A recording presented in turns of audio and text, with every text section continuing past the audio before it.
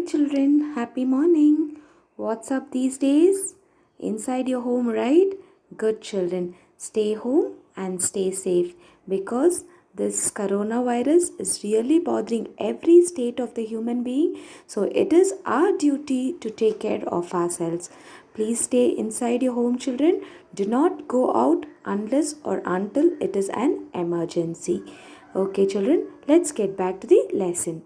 Today we are going to learn another history lesson, that is socialism in Europe and Russian Revolution. Okay, what is the name of the lesson, children? Socialism in Europe and Russian Revolution. Okay, in our last lesson we learnt about French Revolution, right? What did we conclude in that lesson? Like, we concluded saying in 1804, the Napoleon Bonaparte crowned himself as the Emperor of France. Okay, then he conquered all the neighboring European countries. And now in this lesson, we are going to deal about certain important decisions, important political traditions of 19th century. Okay, and let's see how that influenced the change. Then we will be focusing on the historical event which there was an attempt as a radical transformation of society. Okay, and finally we'll be talking about the revolution in Russia. Socialism became one of the most significant and powerful ideas to shape society in the 20th century. So these are the three questions which we are going to cover under this lesson, socialism in Europe and the Russian Revolution. The powerful ideas of freedom and equality circulated in Europe after the French Revolution. Okay, the French Revolution opened up the possibility of creating a dramatic change in the way in which the society was structured. Back to our first topic, the age of social change. Okay, not everyone in Europe wanted a complete transformation of the society. Responses varied from those who accepted that some change was necessary but yet wished for a gradual shift. They were okay with whatever was happening, but yet they wanted a slight shift in the change of the society. Yet others wanted to restructure society radically. Like few, they wanted to completely restructure their society.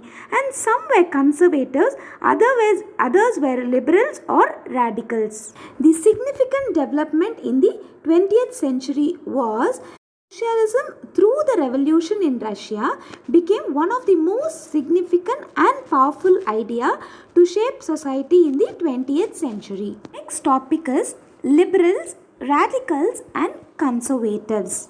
The promoters of individual rights were the liberals. Let's see some views of liberals on nation building of Russia.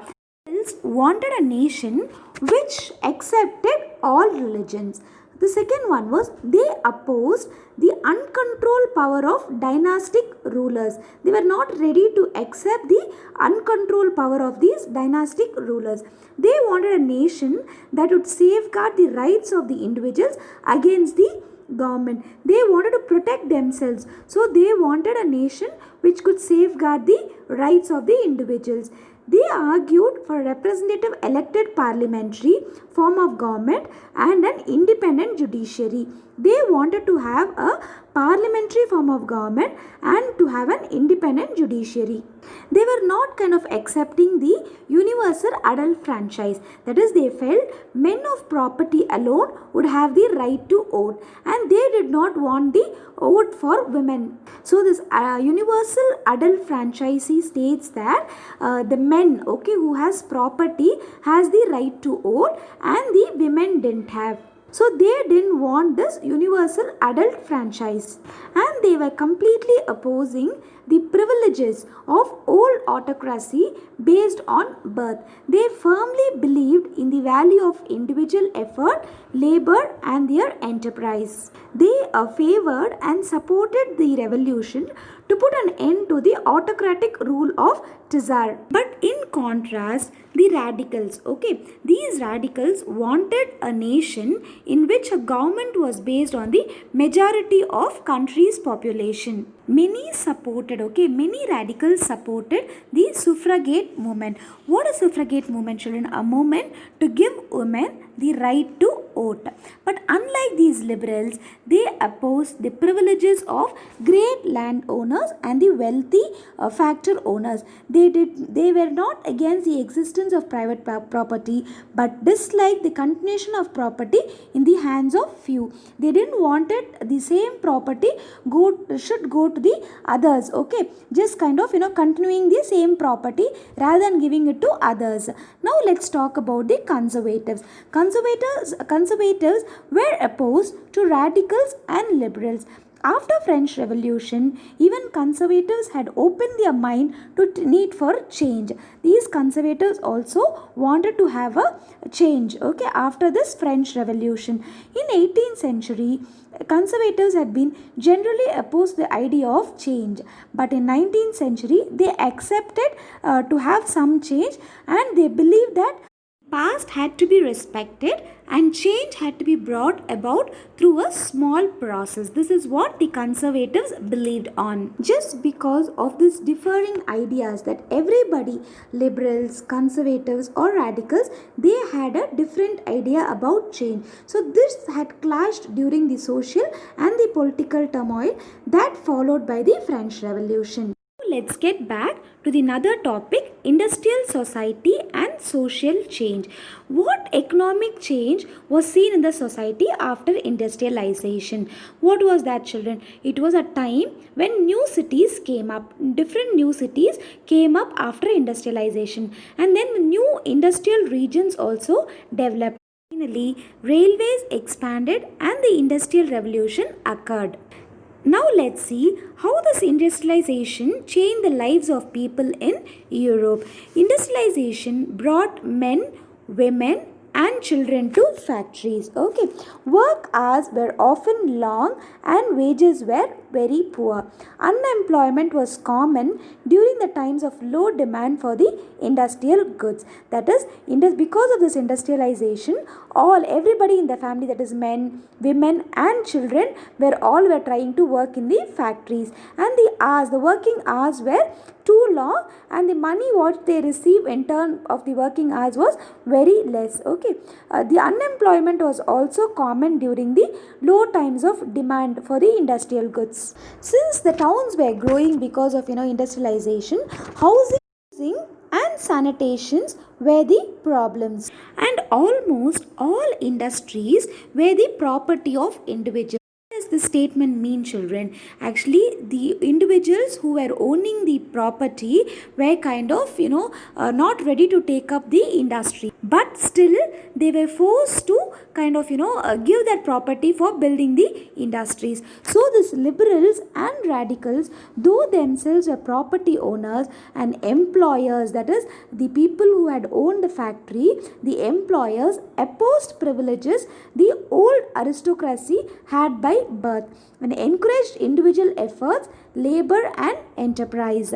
They were not ready to give them their own property in any forms, like even maybe paying them high wages or maybe giving them some profit. They didn't give them anything. So these employers were opposing for privileges. So many working men and women who wanted changes in the world rallied around liberal and radical groups and parties in the early 19th century. So some nationalists, radicals and liberals, they wanted to put an end to kind of governments established in Europe in 1850. Some of them became revolutionaries and worked to overthrow existing monarchs. So children, what were the changes which happened because of the industrialization, children? Like first thing was all men, women and children were brought to factories, and they were working for long hours with the very less payment. Okay, and sometimes because of the low demand, there was also unemployment in the place. And next one was, since towns were growing, housing and sanitations were the other problems. And the third point was, almost all industries which were built were been belonging to the concerned individuals. Okay, but still those concerned individuals were been not able to enjoy the privileges what the industries were making. And this was the social change which was brought by the industrial society. Let's talk about the another topic, the coming of socialism to Europe. Okay. In mid 19th century in Europe, socialism was well-known body of ideas that attracted wide span of attention. Now let's see the views of socialists on private property. Socialists saw private property as the root of all social evils. Individuals owned the property that gave employment, but the owners of the property were concerned only with the personal gains, not with the welfare of the people who made the property productive. Okay, that means the individuals are much concerned with the own with their own personal gain rather than thinking of the welfare of the people who is working in the factory, and because of them only the property is a productive property. And they believe that if the society as a whole, rather than single individuals, control property, then more attention would be paid to collective social interest. And they wanted that change, that is the collective social interest change, and they campaigned for it. For example, Robert Owen, Louis Blanc, Karl Marx, all these people were kind of doing the campaigns in order to have the social interest, collective social interest. And there was actually another international body set up to spread and coordinate their efforts. Okay, who is that actually? The second international was the body framed in 1870 to spread and coordinate socialist efforts through Europe. There were two advocates of cooperatives. First one was Robert Owen and the next one was Louis Blanc. The name of the cooperative community started by Robert Owen was New Harmony, and it was started in Indiana, USA. Now let's see a basic difference between the cooperatives advocated by Robert Owen and the Louis Blanc. Okay, while Robert Owen favored individual initiative in the setting up of, Louis Blanc favored government intervention in setting of the cooperatives. Let's see what is a utopian socialist. An utopian socialist believe in the idea of cooperatives, and these cooperatives were to replace the capitalist enterprises. Cooperatives were to be associations of people who produced goods together and divided the profits according to the work done by the members. So they were much interested in the cooperatives, okay, because the profits was kind of divided according to the work done by the members than the enterprises. Now let's see what were the contributions of Karl Marx in bringing about the Russian Revolution of 1917. Marx said that the industrial society was a capitalist society. Capitalists own the capital invested in the factories, and the capitalists earn profits because of the labor of workers. So the workers had the right over the profits. Okay, since they work for the companies and these profits were being divided with everybody, that is why they had the right over the profits. And the main aim of the capitalist is to make the profits, to increase profits, and the capitalists use two methods. First one which they used in order to increase profit was did this by reducing the wages of workers or by increasing the working hours. And Karl Marx believed that the conditions of the workers could not improve as long as the profit was accumulated by private capitalists. Workers had to overthrow capitalism and the rule of private property. So these workers were not ready to accept this capitalist society. To free themselves from capitalist exploitation, the workers had to construct a radically socialist society where all means of production were socially being controlled.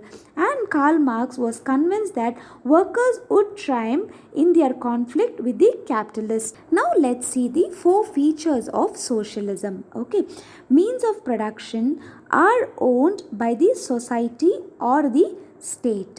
Next one was there is no concept of private property. Third one was social welfare is the main motive of the socialist society.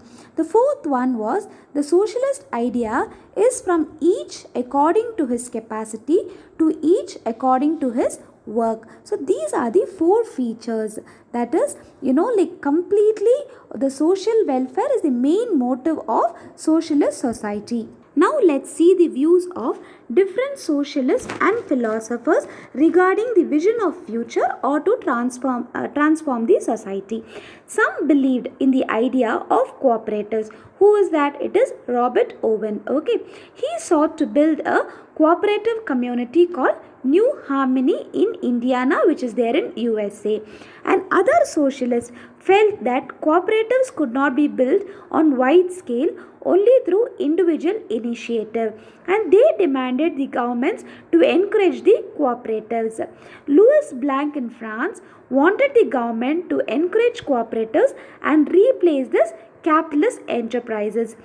Then Karl Marx and Friedrich Engels argued that industrial society was the capitalist.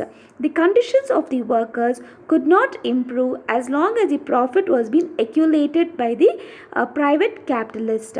Workers had to unite, overthrow capitalism and the rule of private property. So Robert Owen and Louis Blanc, they were kind of supporting the cooperatives, but Karl Marx and Friedrich Engels argued that industrial society was a capitalist society. Now let's see certain moral values which have been reflected by the theory of socialism. Equality, dignity of labor, social welfare, caring, compensation for labor against privileges, recognition and respect for merit against exploitation. All these are the social and moral values. Let's talk about support for socialism. Okay, the Second International was the body formed in 1870 to coordinate the socialist efforts throughout Europe.